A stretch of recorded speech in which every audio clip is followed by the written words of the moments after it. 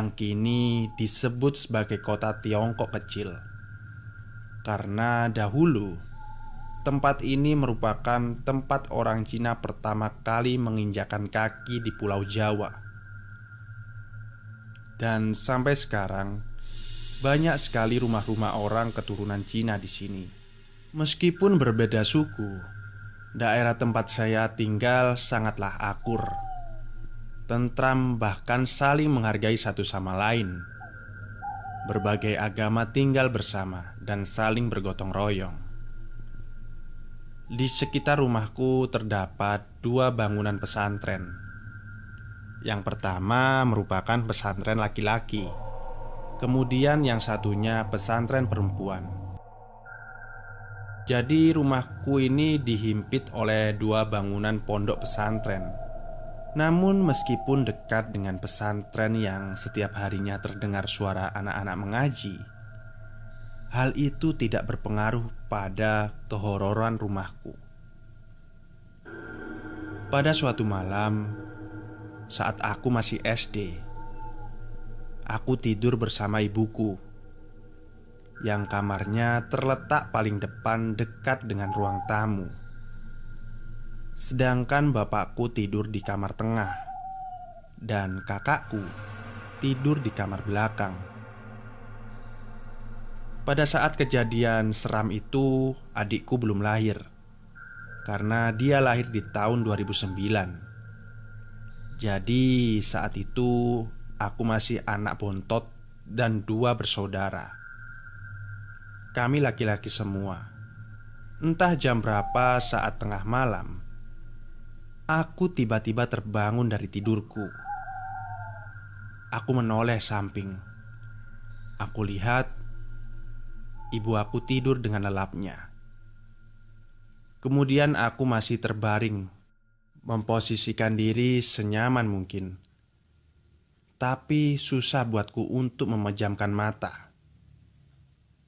Sudah beberapa kali aku coba ubah posisi tidurku, tapi masih saja tidak bisa buat tidur lagi. Sampai akhirnya indera penglihatanku menatap pintu kamar yang pada saat itu terbuka. Memang pintu kamar itu tidak pernah ditutup dengan maksud biar hawa terasa sejuk. Namun saat itu aku terperangah melihat sesosok perempuan berbaju putih berambut panjang di depan pintu kamar, persis sedang melayang. Jujur saja, saat itu aku tidak takut. Bahkan aku mengucapkan salam dengan pelan, karena guru mengajiku pernah mengajarkan ucapkan salam kepada orang ataupun makhluk ciptaan Allah lainnya. Kejadian itu merupakan pengalaman awal aku melihat sosok tak kasat mata itu. Keesokan harinya, aku bercerita kepada kakak aku, tapi dia tidak mempercayainya.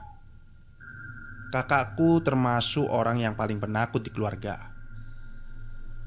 Saat aku bercerita bertemu dengan sosok perempuan itu, dia tidak terlalu memperhatikan. Dengan maksud dia tidak mau membayangkan kejadian yang aku alami semalam. Kejadian-kejadian aneh selama bertahun-tahun aku alami. Dan suatu malam, pada saat ibuku menemaniku tidur, bapakku duduk di kursi samping ibuku. Beliau bercerita tentang kerjaannya. Bapak sama ibuku ini bekerja sebagai guru SD yang sekolahannya berada di dekat rumah kakekku. Mereka satu sekolah.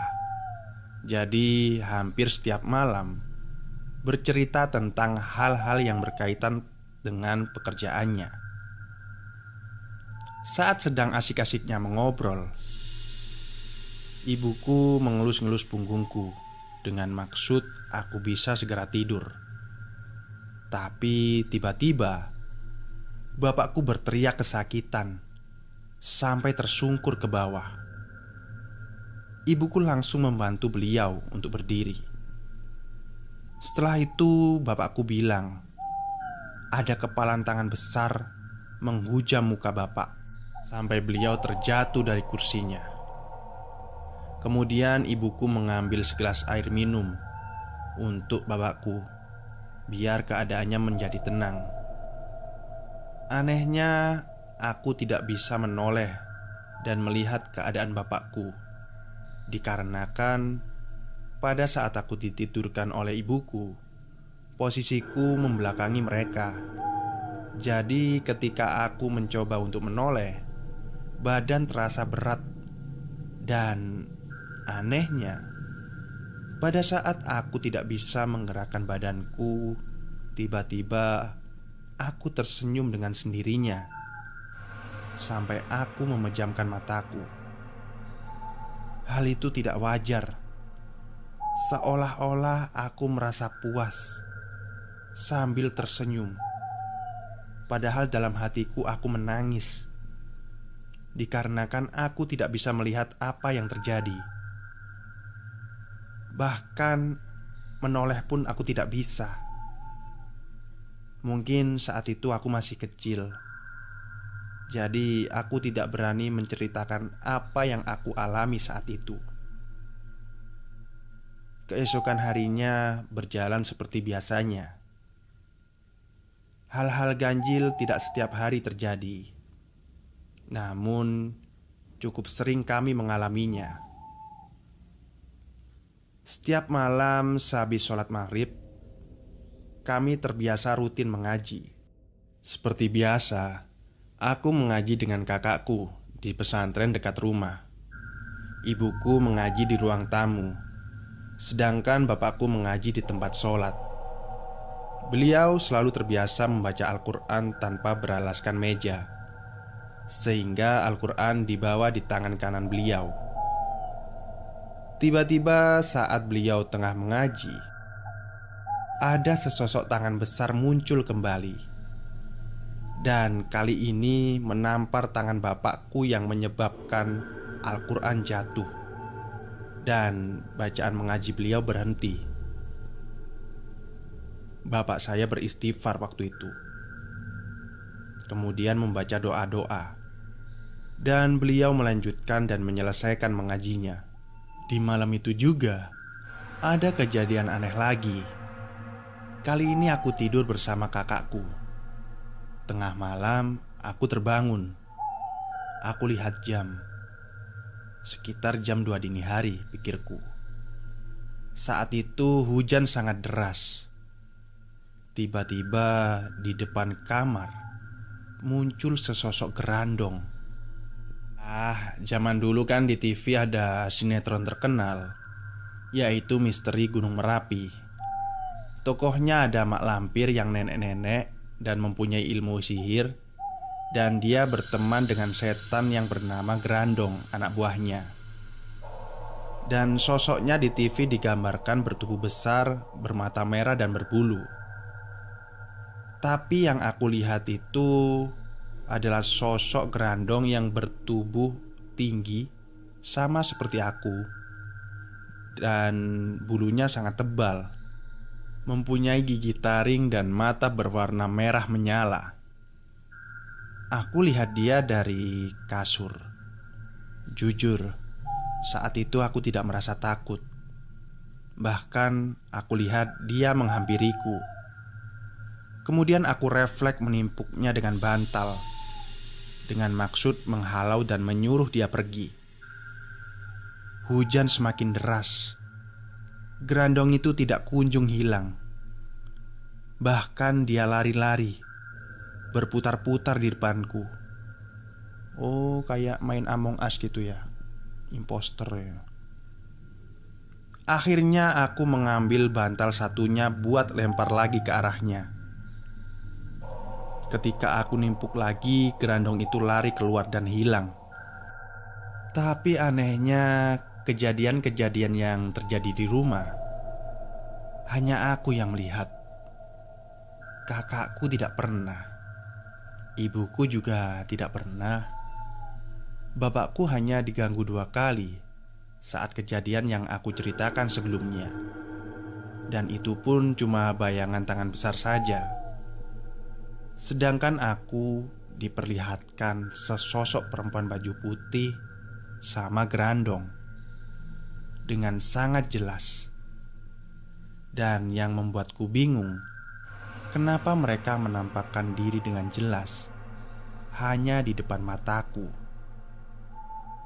Banyak kejadian-kejadian aneh yang aku alami, tetapi dua sosok makhluk itu yang hanya aku ceritakan detailnya. Sampai akhirnya aku bercerita kepada bapak ibuku apa yang aku alami bertahun-tahun ini. Hingga akhirnya orang tuaku meminta bantuan kepada orang yang tahu tentang hal gaib. Awalnya ada seorang pria baru baya, ya bisa dikatakan orang pintar lah, tetangga dari teman ibuku. Beliau mencoba mengusir sosok-sosok yang mendiami rumah saya. Syarat-syarat barang apa saja yang diminta orang tersebut sudah dipenuhi oleh bapakku. Ritual pembersihan dimulai pada siang hari sampai adzan asar berkumandang. Hal itu jujur kurang begitu meyakinkan bagi bapak dan ibuku. Cara tersebut berlawanan dengan yang diajarkan oleh agama kami. Tetapi ibu dan bapakku merasa tidak enak. Soalnya tetangga teman ibu saya ini cuma ingin membantu. Tetanggaku ini membantu karena pada saat itu ibuku bercerita tentang kehororan yang kami alami di teras rumah temannya. Kemudian tak sengaja terdengar oleh tetangganya, yang mana orang itu adalah orang yang membersihkan rumahku saat ini. Setelah itu, hari demi hari tetap saja ada kejadian yang kami alami. Melihat sosok hitam besar di kamar, terus pintu kamar ada yang menggedor-gedor, sehingga bapak saya meminta bantuan ke temannya yang mana beliau merupakan seorang kiai. Malam pun tiba. Teman bapak saya yang seorang kiai datang bersama 4 santrinya. Kemudian setelah berbincang-bincang sebentar, kiai tersebut dengan santrinya memulai dengan membaca doa-doa. Ada ayat kursi, yasin, dan beberapa bacaan doa yang ada di Al-Quran. Dan di tangan beliau sedang membawa sebuah botol kosong yang tertutup rapat.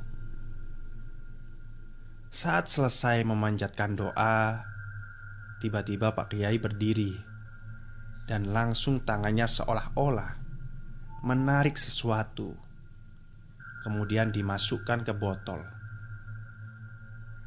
Dan sesaat kemudian salah satu santrinya kerasukan seperti dia itu melawan gitu ke Pak Kiainya.